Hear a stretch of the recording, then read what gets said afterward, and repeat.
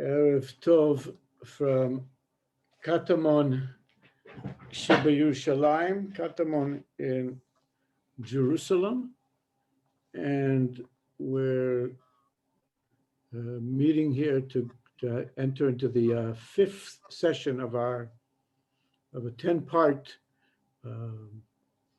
both overview and in-depth presentation and exploration of Torah HaRav Avraham Yitzchak Cohen-Cook Zecher Tzadik Livracha. And I could go on forever in all the superlatives that people in his time and since, and in how people spoke of him. And someday we can share some of that, but we're fortunate that we can just enter directly into his material and let us form our own sense of his significance and historical significance. So before we do that, let's go around. Most of you, I guess, so I'm Yitzchak, and I'm the Gabbai at Beit Rav Kook as soon as people return to start, and various other things. So it's nice to do this online, though it's also nice to do it at Rav Kook's house. The setting, something to be said for setting. And but Baruch Hashem that this tool exists for us to be able to do this, given place and time right now. So if we could just say hello and our name and where we are, and then we'll enter into the actual text. Hi, I'm Lauren in Toronto. I actually used to live on Derech Beit Lechem near Rivka, so I actually lived in Talpiot. Before that, years in Zichron Yaakov, which I really miss. But anyways, I was almost a neighbor of yours. Oh, all right. And please, we're doing the quick circle.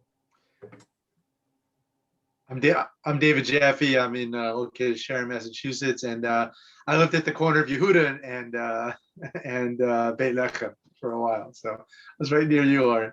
And I can't wait to be with you, Rav Yitzchak, at Beit Rav. Yeah, the coffee and cookies. I'll be there.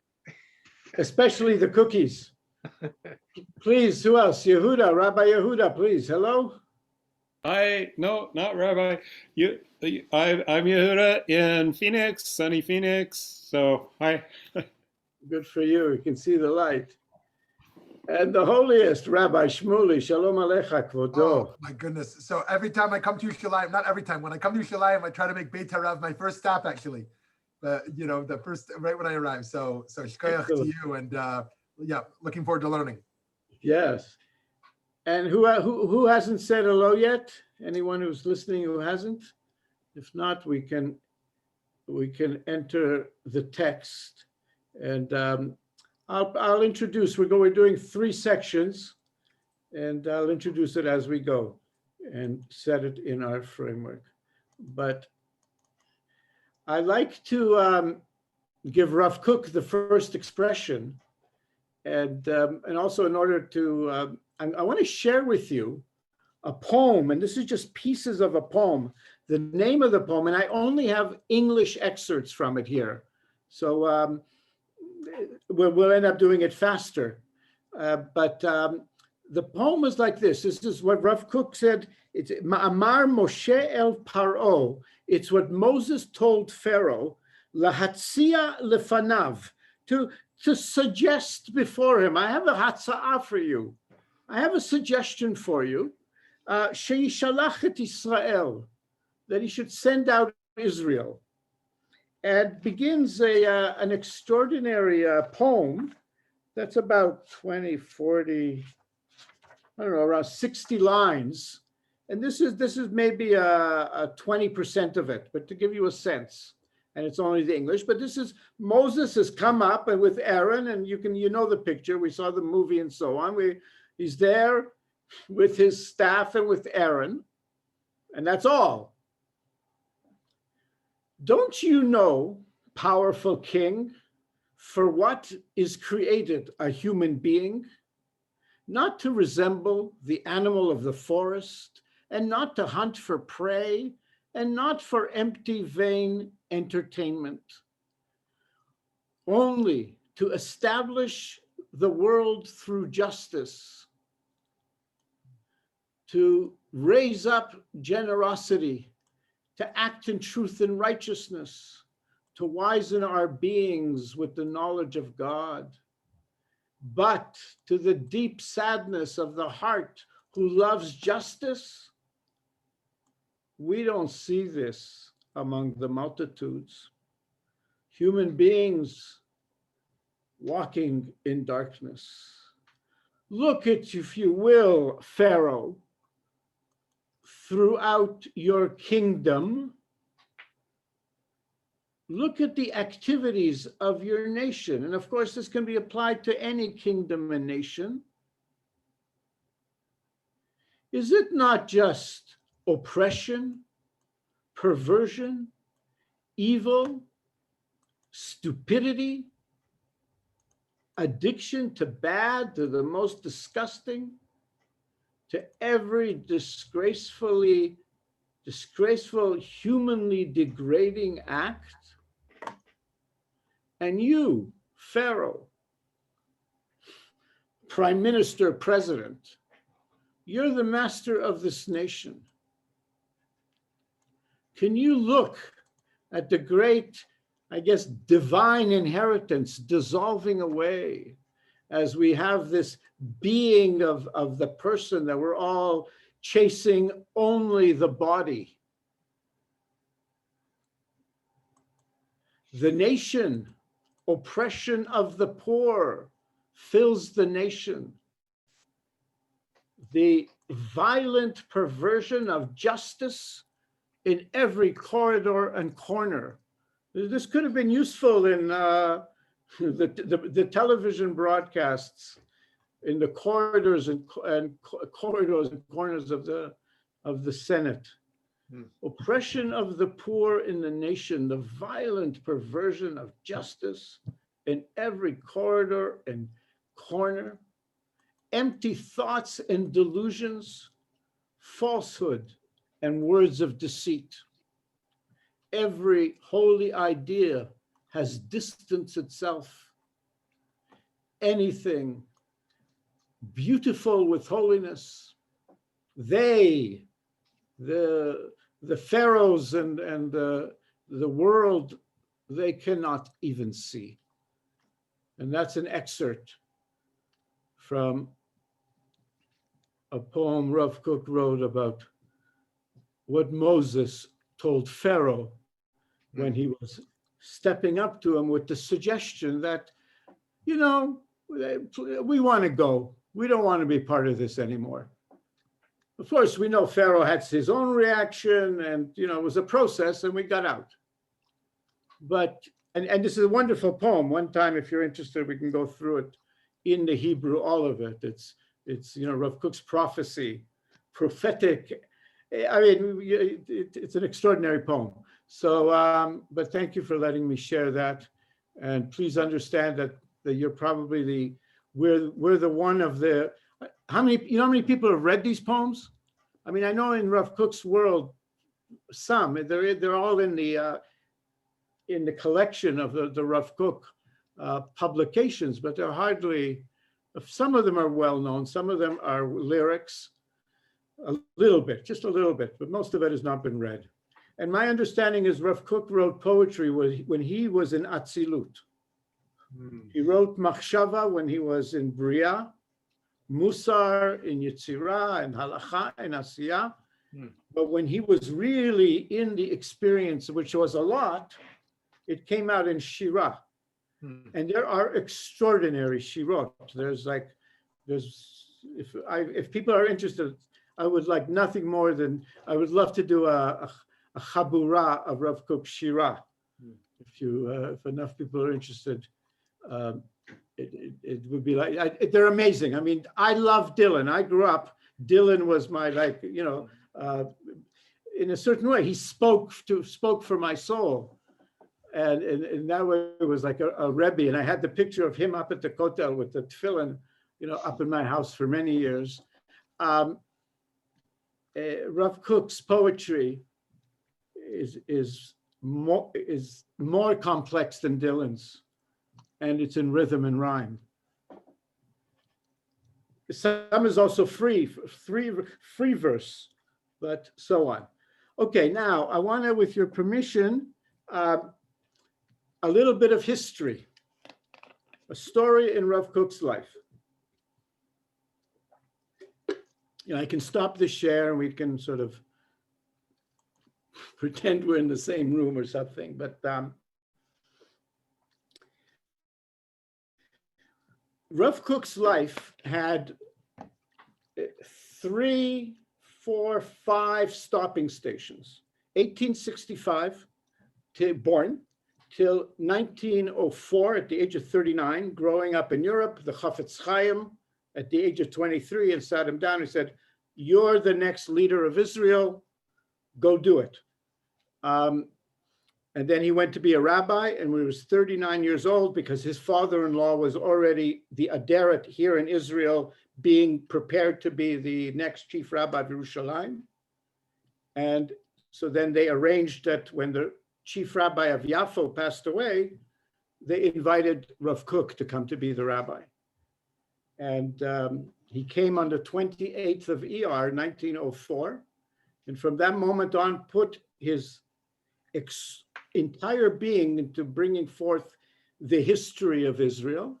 And it's not by coincidence that the newest holy day in our calendar is the Yom Yerushalayim, which he was the high priest of the return.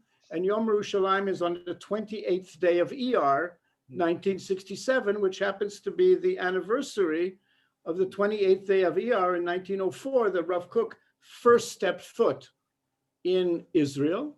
And his family mentioned it in letters. Oh, this is the day we came back in Tarsad. And now it's Yom Yerushalayim. And then he was in Yafo. But August 1914, he left Israel to address the rabbis of Europe. But because Amalek didn't want, he would make a reconciliation in which we would have told the rabbis to start sending large numbers of their Hasidim and Talmidim to Israel. And he may have started enough that if there would have been 50 or 60,000 people that would have come until 1925, the British would have given us control in the 1920s, and then Hitler would have sent all the Germans here, and the Holocaust would not have happened. Okay, so that's what Rav Kook was working towards. And so the situation is this, but the meeting never happens because on Tisha B'Av 1914, World War I breaks out. And that's why Aryeh Levine said it broke out so Rav Kook wouldn't make the reconciliation with the rabbis, of the world. He wouldn't have the opportunity to explain to them what's going on here. And they had all these weird ideas and making, huge theological mistakes or mistaken evaluations. So he comes, the war breaks out, the meeting never happens. He spends 1.5 years in Switzerland. He meets the HaNazir, and then he's invited to be a rabbi in London. He shows up in London at, what's the name of the synagogue? Golden Gate? I forget at this moment. Machzikei Adat.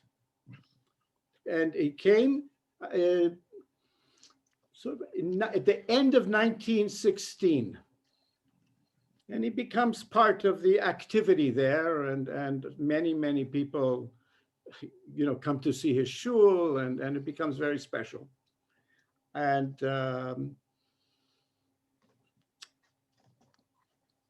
then in 1917, the Balfour Committee started to meet there in London. This was Lord Balfour deciding what they would do once they were still in battle with the Turks. They didn't have control of the Middle East. They were still in battle with the Turks, but they met to decide, well, once it happens, what is the policy of the British government about what the land, what the future of this land is to be? Very honorable. And they started to meet in January, February 1917. And they get presentations, from the Zionists, and they're sympathetic to the presentations of the Zionists because many of them are biblical Christian, Israel lovers of the theoretical Israel, the biblical Israel, and so they were supportive of that. In May 1917, the Balfour Committee gets a strong presentation from the rich British upper class Jews. Some of them are parliamentarians. One of them is one of the Rothschilds. One of them is, and there's famous names of the rich British, it says, do not take the Zionists seriously. We're British citizens of Mosaic descent, and that's no longer relevant, and we shouldn't be doing political policy based on the Bible. And there's speculation as to why, and some said they thought they might lose their position, they'd be unsure. There's been different, essays, and I don't know if anybody's done PhD level on it, but masters, and it's in the history books. It's a fascinating episode. But when people get this presentation from their social class, their Jewish social class, if that's what they think, who am I going to listen to? Weitzman, with all, we love Weitzman. He created gunpowder, or not gunpowder. He did something. Gunpowder was the Nobel, but he gave us something that helped the British war effort. So they were very very open to Chaim Weitzman, who did the presentations. But he's still a foreigner. Was he originally from Europe? But he's not one of us. And the others weren't either. And so the idea dropped. May 1917, the Balfour Committee lost their enthusiasm for making a decision which will give the Middle East, some part of the Middle East, to the returning Jewish people. Rav Kook sits down and he writes a proclamation that is read in every single synagogue, Parashat Ba'alotecha, in the June of 1917, after the Torah service. And it's a 2-page document. He wrote it in Yiddish. So we have, an Hebrew translation. I work off the Hebrew translation of it, but he got up, he was delivered, this letter from Rav Kook was delivered to every single synagogue in England. Most of them were in London. And this was read from the pulpit from every single synagogue. And that night, many of the congregants sat down and wrote letters to the Balfour Committee quoting Rav Kook's letter. And I want to share with you the beginning of it. So this is and he called it Gilui Dat al Dvar HaBgida HaLeumit, a matter of opinion on this matter of national betrayal. Parshat Ba'alotecha, June 7, 1917. To skip, I'll start in the Hebrew, but I'll skip to the English. Mochim anu galui neged kol korei haneshama hayehudit. We protest publicly against all who would divide the Jewish soul, against all who want to fragment the wonderful wholeness of Jews and Judaism. We only recognize a complete Judaism, We only recognize the perfection of you are one and your name is one, and who is like your nation, one nation in the land. Ata echad u'shimcha echad u'mi ke'amcha Israel. Goy echad be'aretz lo tipared ve'lo tichalek le'olam. This is indivisible and won't be divided ever. With the holy power of the shlemut ayahadut, the wholeness of Judaism, shlemut ayahadut, we protest against all the traitors. We demand our complete claim from all our brotherly friends, the Jews of England, and from all cultured humanity. Kol ha'enoshiyut hatarbitit. Et gzelatenu anachnu tovim beshlemut. That which was robbed from us, gzela, stolen from us, we demand that which was stolen from us be returned to us beshlemut, completely. This was probably the strongest statement ever in Jewish history to the nations of the world on behalf of Israel since the time of exile. June 1917 in every synagogue in England. Et gzelatenu anachnu tovim b'shlemut. We demand that which was stolen from us returned completely. This wrongdoing, this avla, it cries to the heaven. It must be completely fixed. Our holy, precious land, splendors and wonders must be returned to us legamre, beli psharot, belo chanifot, without compromise, false flattery. We want the land, we demand from the world they give back what was stolen from us and give it legamre beshlemut, completely back. That's Yehuda v'Shomron are the students of the Rav Kook. He started the Yehuda Shomron movement already in 1920. That's a whole other story. And he says it's now that in this wondrous time, World War I, 1917, we see the divine hand appearing in such a wondrous way. And now we see people with such foolishness and hearts that are so covered, they would have the audacity to proclaim matters in such a way that they'll reduce and try to weaken the core of Jewish wholeness. We are obligated to, and we must clarify to all warring humankind its obligation towards us. We have given much to humankind. We instilled the power of life into the human ethic. Our wondrous divine history was always the basis for the purest human spirit, and the nations of the world gave us back sarcastically, very nicely for our contribution. They stole our land, exiled us, burnt down, destroyed our temples, slaughtered us with cruelty, and accused us of all sorts of false claims.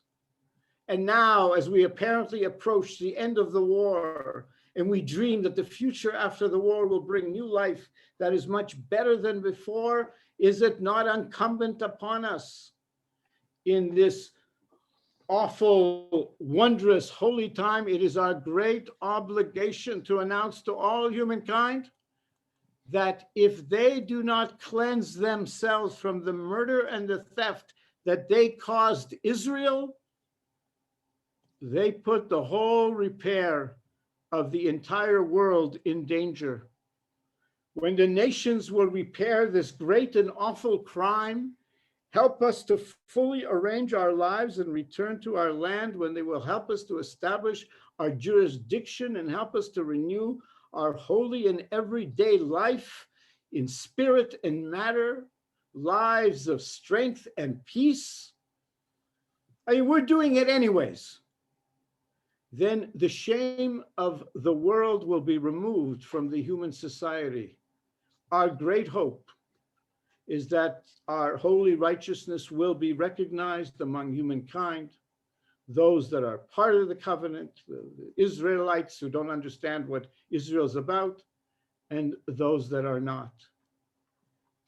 This is about a third of the piece. You can find it quite easily in the, I can think, but that's, but this is the very strong statement. Et gzelatenu anachnu tovim b'shleimut. This is gzela, and gzela has got, I guess gzela is the public. Gneva and gzela. Please remind me, which one is the one that's the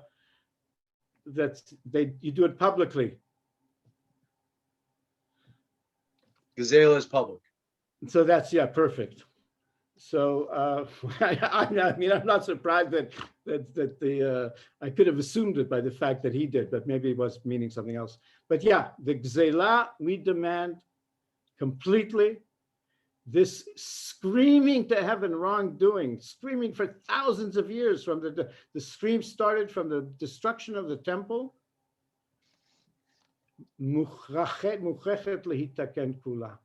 It has to be, well, here it says litaken, to be repaired. It could be, but to be, the wrongdoing has to be fixed completely. So yeah, so Rav Kook was, he was moving history. And then because of so basically that, so because that letter was read in every single synagogue in June 1917, and then people started writing into the Balfour Committee, and the Rothschilds and all those guys. One of them is a Montague and various other ones. They all went to their country estates. They stopped getting involved in the thing. They left sort of for the summer. And then in October, the end of October 1917, the British in the battle in Beersheba with the Australian horse brigades ran over the Turkish lines, and that's when they got control of this land.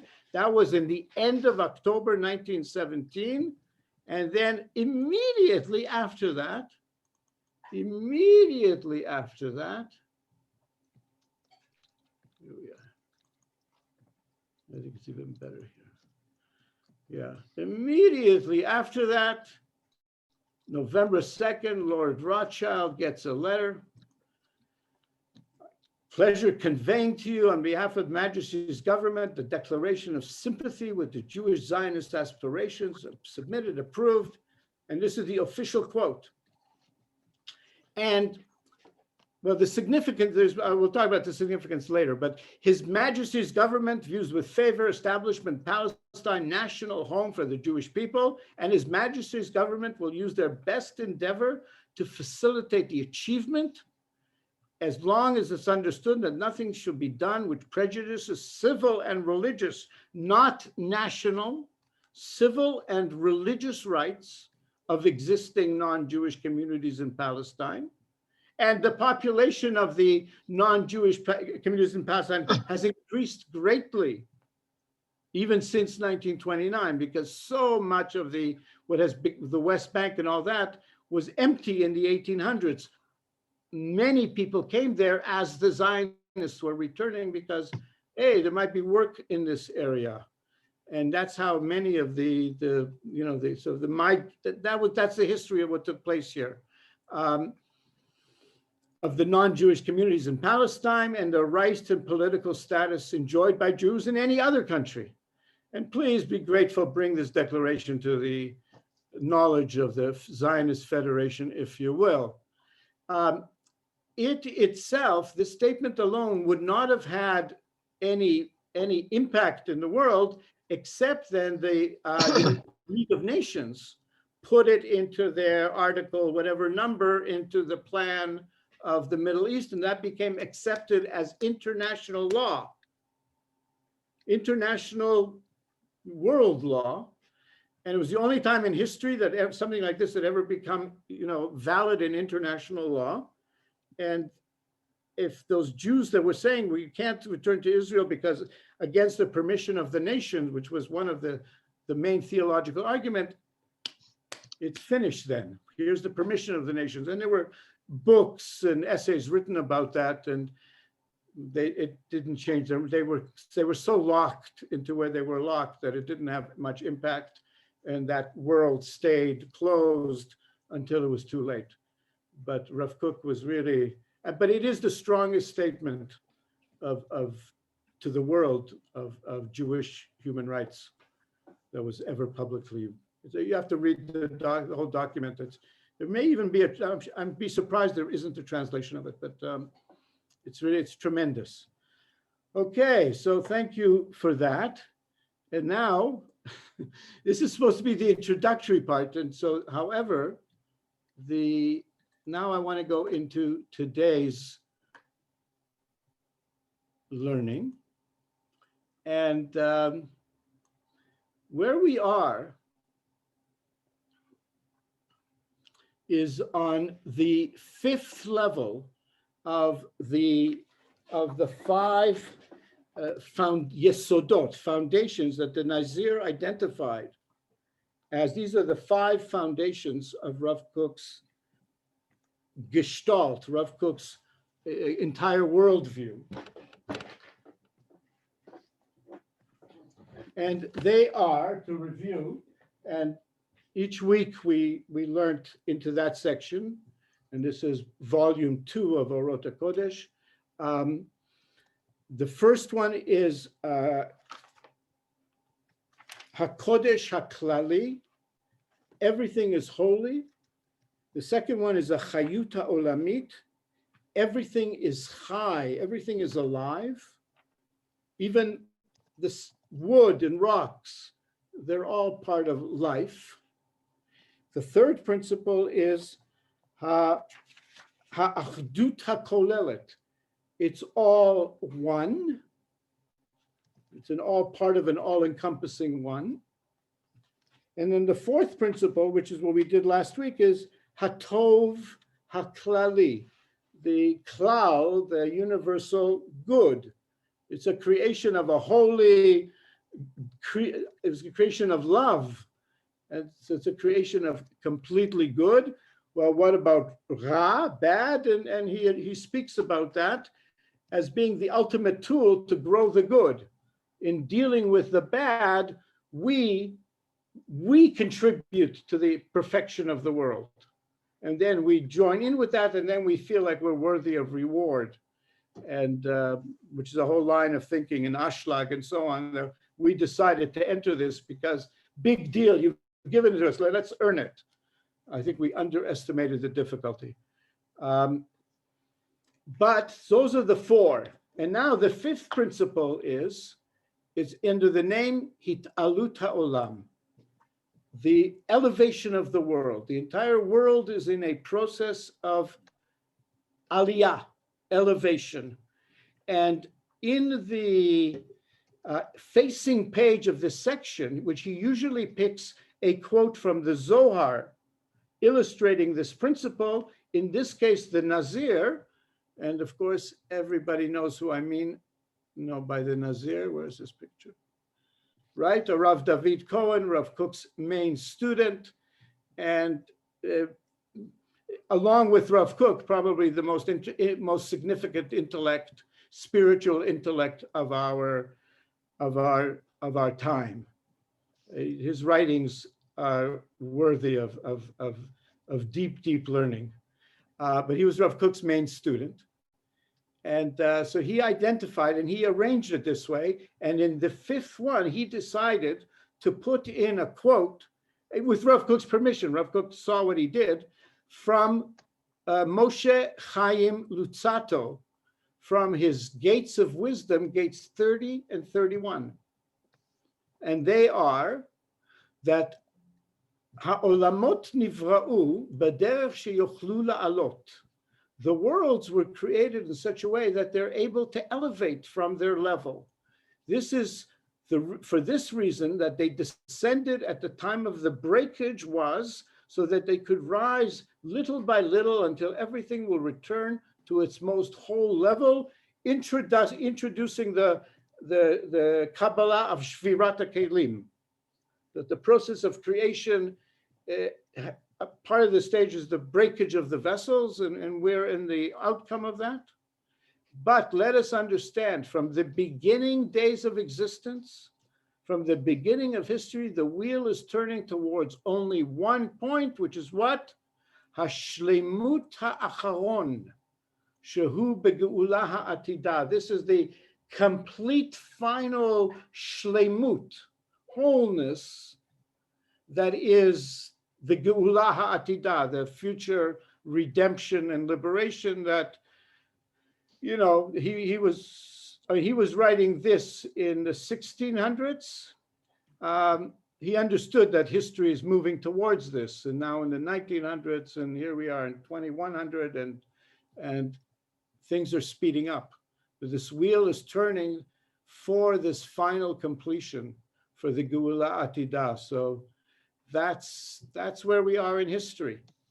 And then the Nazir summarizes Rav Kook's perspective on this by choosing the headings of the sections that he then, from Rav Kook's writings, that he includes, where he says that to understand this concept is we have to understand that there is Hitaloot HaOlam-The. There is a constant process of elevation. Why this is going on, because there is, from the world of Atzilut and Ahishtalshalut, there is an exalted unfolding that the Creator unfolded, and Ba'a, and this unfolding happens in order Shlemut Metosefet. It's an extra level of wholeness to the absolute wholeness. We bring something into wholeness, we're adding to the absolute wholeness. 6 days of the week, Shabbat. And therefore, our evolutionary rising and development is, this is how, with the providence that has established that this is the destiny of humankind in the world, and this will be Yigael Atid Lavo, that humankind will come to this Geula as history unfolds in the coming future. All right, so now we'll skip to the English mostly, and I'll try to read. It's structured into 3 subcategories. Sdarim, the first one is Keshev Hitaloot HaOlam. Let's be able to be attentive. Akshiv, we can hear. And the Nazir's theology is we hear the voice of God. We don't see God. We hear God. And Kol HaNevuah, his theology is about hearing. And so he practiced silence in order to develop his hearing, his listening. So I'm going to skip through the pieces here because I have a lot more material than we have time to cover, but I want to try to give you in at least 12 minutes overview or through it. So with your permission, we're going to run. In the overall vision, we have to understand that every strength and power develops and rises. And this process is not meaningless. This is elevation. Elevation has value for its own sake and for the sake of its connection to the other parts of Yeshim, that which is. And certainly, we can't know the inner essence and the inner powers, but we need to understand that whilst things might seem completely mute to us, rocks and stones are very quiet, life is flowing in there eternally. Everything that is in every atom, okay, here he uses the word atom. Everything that is in every atom, in everything that's smaller than an atom, and called need koldehu, whatever, the exon, right? They're always trying a new name to something smaller. Everything that is in every atom, everything that's smaller than the atom, and any particle of any sort, and all the more so in the silent realm, formed into a rock, and then more development in organisms, plants, everything living, developing, flowing, and rising. And this is just not circular, it's also rising. And this is a rising she'ein kates le'aliyuto. There's no end to the elevation. And we have to understand, every person who can really wants to hear with the Holy Spirit, we have to understand that this process is going constantly, that everything is rising, and even the descents are rising internally. World War I happened, Israel was born. And it didn't need World War II. That was the fatal error of the 20th century. And so if we are, according to our level of purity and integrity and wisdom and so on, we can hear this call of the elevation, the call of the worlds rising in their beings, in their structure, in their improvement and perfection. And things are rising internally through destruction and shattering. Everything is rising, everything joining, purifying, everything is giving splendor to Pe'er Lechei HaOlamim. And Israel hears this praise.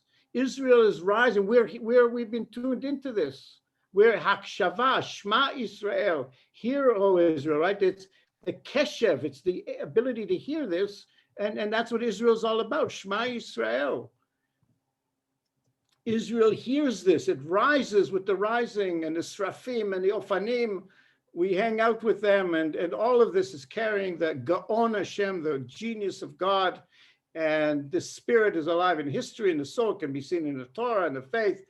And this nation that I created, they will speak, my Amzu Yatzarti Li, Tehilati Yisapru, as it says in Yeshayahu. And then we have to understand that this perception, when we understand that we can see the world not finished, it's in a process of continued becoming, ascending, developing, then changes us from being under the sun to being above the sun, changes us from the place where there's nothing new to the place where there's nothing old, where everything takes on new form, joy of heaven and earth abide in us as on the day that they were created.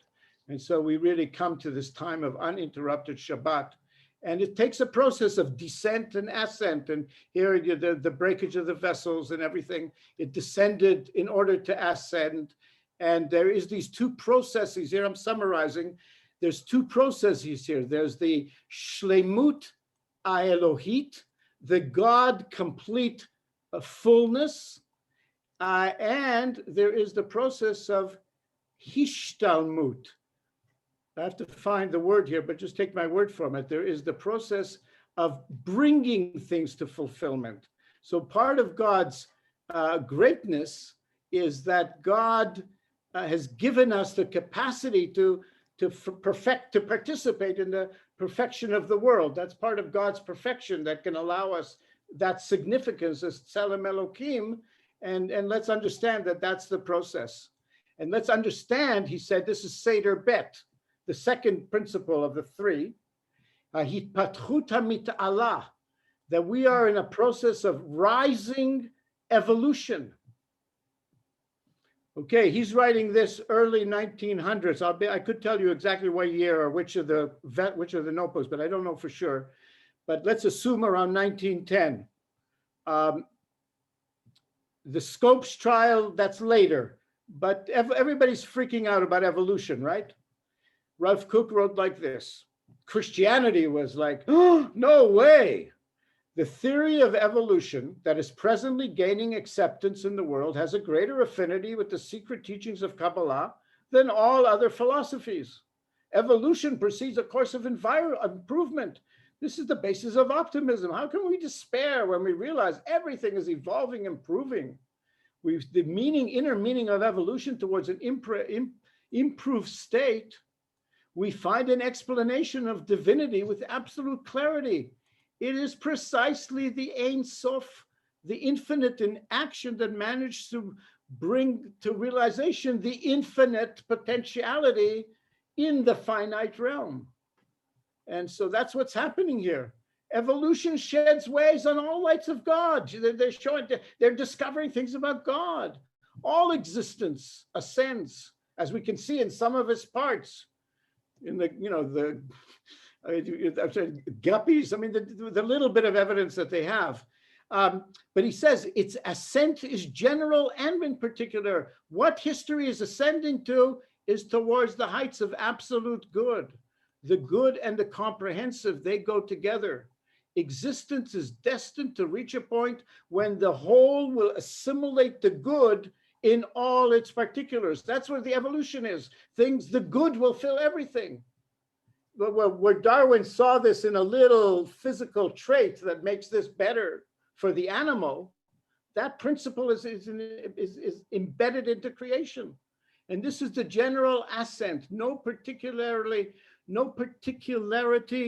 will remain outside. Not a spark will be lost. All will share in this climactic feast. Akol metukan l'seuda. We're going to be hanging out on Shabbos and having one big planetary seuda. But the animals won't be eating each other, right? It's not even, everybody will be eating from the fruit, from the trees and the vegetables and the ground. And it'll be a delicious meal, especially now that they're starting to make veggie burgers that can't tell the difference. But limmatara zu tzrichim shichlul ruach. For this purpose, we really need to improve our spirit, a sensitized spirituality, to seek God on a higher plane, not the little God that, the little God. This is avodat emunit b'Hashem. This is a real work of avodah emunah, so some more. Where are we? Okay, 5 more minutes. And part of the process is the evolution is also the evolution, the elevation. Hitaloot HaOlam-The enoshi. It's an elevation of will and human intellect we're seeing growing.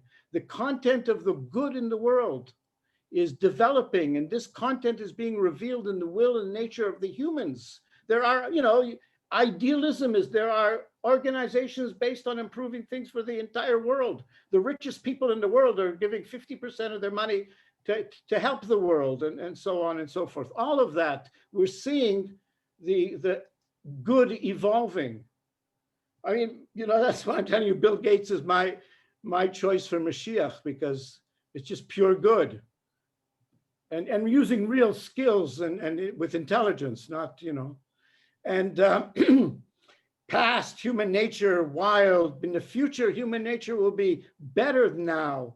In the past, the Torah was primarily directed to negating the natural power of the will. Don't do this, don't do work. It's all about the Yitzchak. You can't work. The future will develop a new form where it's freedom of will that will demand ethics, and we'll be completely ethical out of our freedom of will, and we won't need all this heavy-duty Yetzirah is trying to get you all the time stuff. Our Tzelem Elokim will be fully functioning. Tzelem Elokim is midoraita. Yetzirah is, I can't even say it's midorabanan. It was the first time it came out, but it's midrashic. The evolution of the human spirit prepares the intellect and its inner desire to aspire for the complete good, which is divine good. And that's the foundation of everything. But it's about aspiring for the complete divine good. And then we'll come finally to the third order, Seder Gimel, we'll come to this Megama Elyonah, to our highest purpose. We'll come to manifest that, I'm not going to translate that, which I didn't translate before here, but he's basically saying like this, that we have to understand the core of the world has to do with our free will, Sheyit'aleh, that our free will needs to rise and needs to be, with all its freedom, a very powerful source, aziz umatmid. We have to be powerful and constant, bepu'ulato letova, in our acting for the good, for kvuah haholechet umitala, in our acting for good that is getting more established and growing. And this is what being a human being is about. Zeud muta adam, where our soul, our neshama, can send its rays of good everywhere. And And then our elevated human soul will fill all the worlds, and will then come to the future liberation of humankind and the world. And this one, I didn't translate this one, but he says here this is beautiful. We're going to elevate from our service, our slavery to the ground, to the land, which it's called a klala, and this is having to seed it and to grow it and to plant it and to feed it and water it and protect it. All of these things came mi'ikvot hachet, came as now you're bezeit apecha, with the sweat of your brow you'll eat. Bezeit apecha techal lechem, he quotes it. But we will come up, ya'aleh ruach ha'adam lema'ala, we will come to a level, and the land will respond to us with a bracha elyonah. And then he quotes gluskaot v'kli milat mi'eretz yitzmechu. It's vessels and knives to do the milah will grow from the ground. Technology will grow out of the ground. The avodat adam gama ta'asit, our physical actions will have on be much higher level. And therefore it is our obligation, I have to this line, it is our obligation to use our in a scientific form to raise the work of the land from this low level. We have to use science, drip irrigation, etc., etc. And the liberation of the world will free us from being enslaved to the work of the land. And then we'll Gan Eden Yitayel Ha'adam, we will walk in Gan Eden, and we'll be there la'avda ve'la'shomra, to take good care of it, but it's not enslavement. And an Eden like this, no one has ever seen. This is much higher than any avodah and any shmirah. They will mamish be in a divine experience. And this is the liberation of will and the liberation of existence. And this newest power, and I think with this we're finishing, is that that will be revealed, and that will reveal the world with complete liberation, is the great impact that human will has on all creation. We're the ones that can make it happen. Everything that he's been describing, this is what we need to be working for this. Our actions are directed to reveal the godliness in the human will. We play the human elevation and sanctification. We strengthen the will, and then we'll be able to rise beyond effort and talent, and will mamish be able to, and this ideal has not left Israel. This is what Israel is about. It's the constant rising of the aliyah, of the Shekhinah, to raise human will to the point that it's destined to from creation, and then the will of the entire creation, the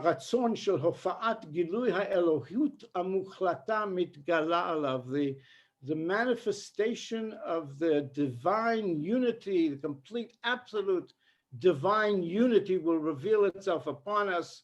And then everything is going to be revealed in a new light, new life, new song, new souls, understandings, new confidences, new to every level of our existence. And then we reach the higher perfection, because a chaotic world stands before us until we've reached the state of a higher perfection, uniting all life forces and all their diverse tendencies. As long as each one exalts themselves, I will be sovereign, no one else, then God's name is not with us.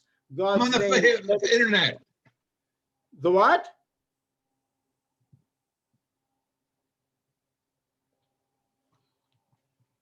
Okay, anyways, I'm finishing.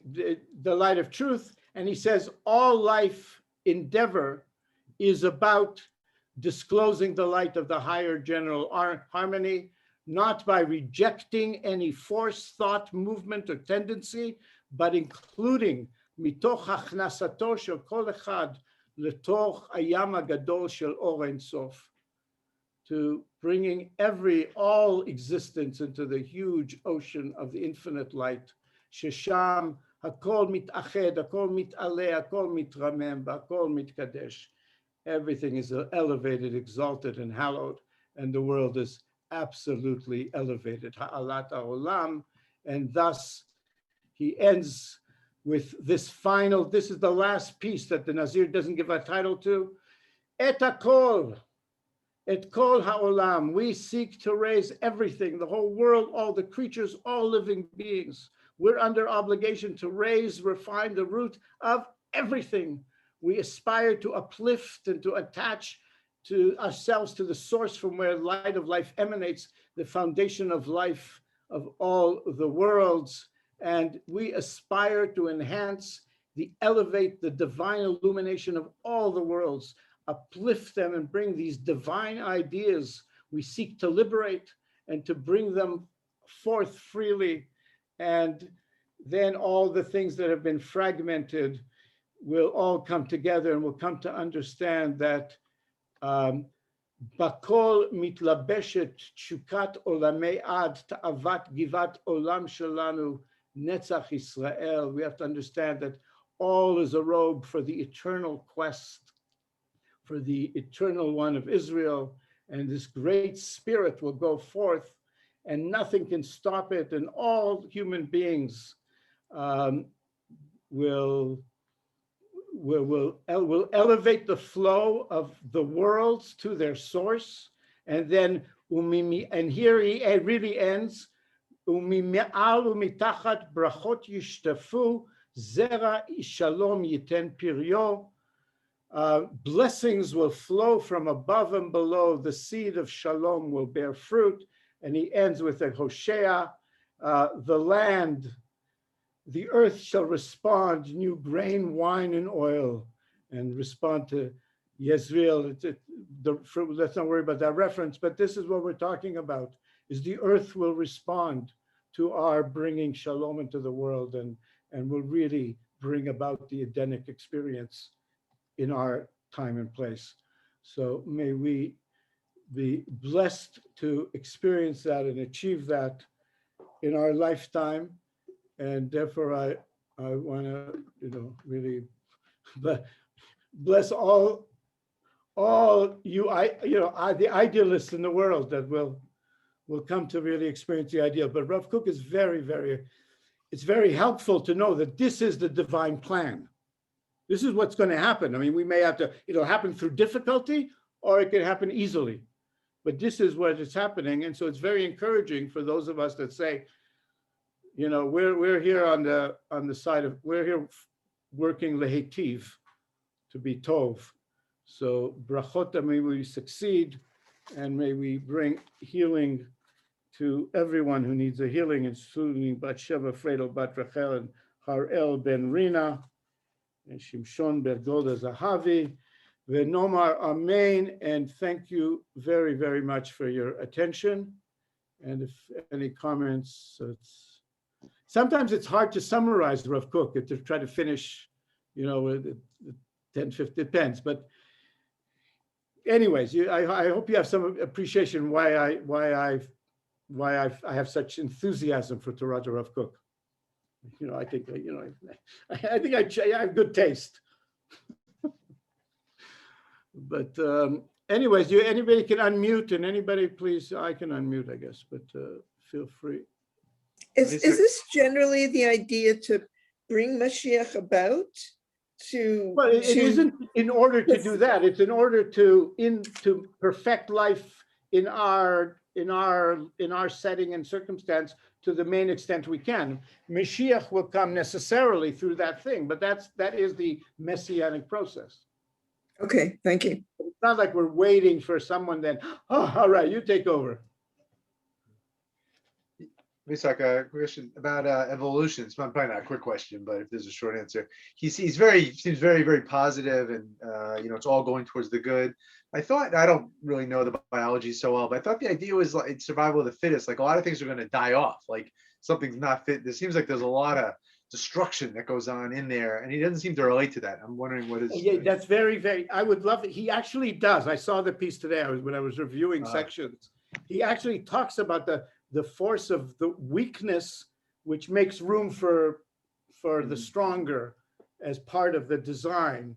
So it's nice. It's we could look at. I'd love to learn that section with you if you want. Is it in the same part? Is it the same piece? It's yeah. I saw it today in one part of what I was reviewing. So yeah, it's somewhere in there. Okay, great. Let's see. And just could remind me again where this appears. This is at Order Kodesh Bet. This what we've done in the last 5 sections is Orot Kodesh Bet is divided into these 5 principles, Okay, and we've been reviewing them and learning examples, wonderful. but thematically. So we learned the beginning, the middle, and the end. So I appreciate you trying to get a lot into a short period of time. I appreciate it. Shkoyach. Let's see you.